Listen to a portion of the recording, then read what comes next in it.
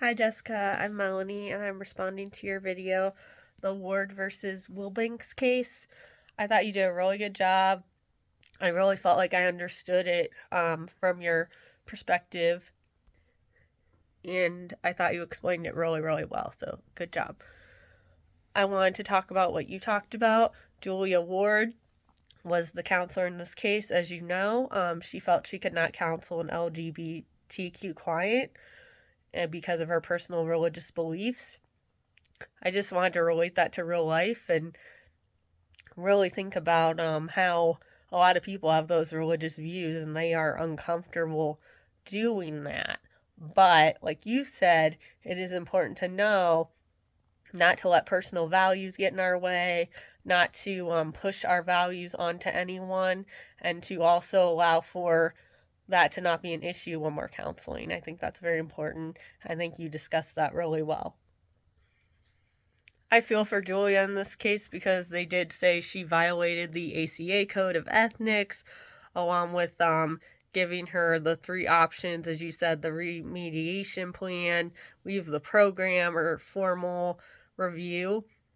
Which, if I was her, I'm not gonna lie, I probably would have picked the formal review as well because the other two really weren't good options. But anyway, I just kind of understand where she was coming from, but at the same time, like you said, we need to make sure that our clients are aware that this is a safe space, it's a non-judgmental zone, and that we are providing a safe environment for our clients at all times.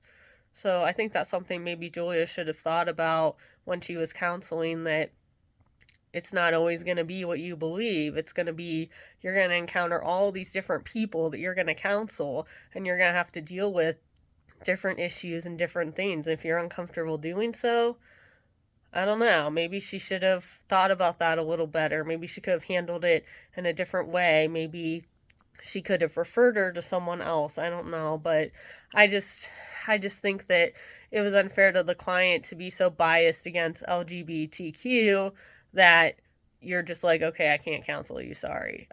I just I think there was a better way to handle that for sure.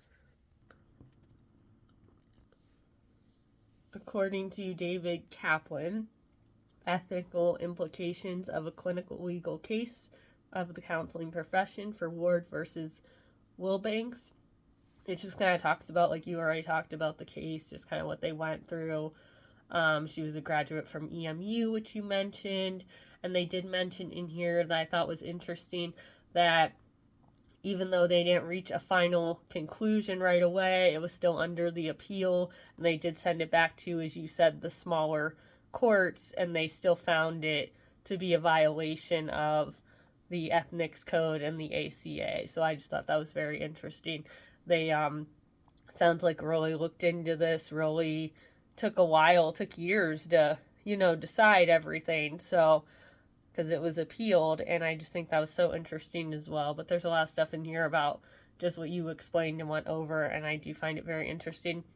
I do thank you for sharing. I found it very interesting what you were sharing.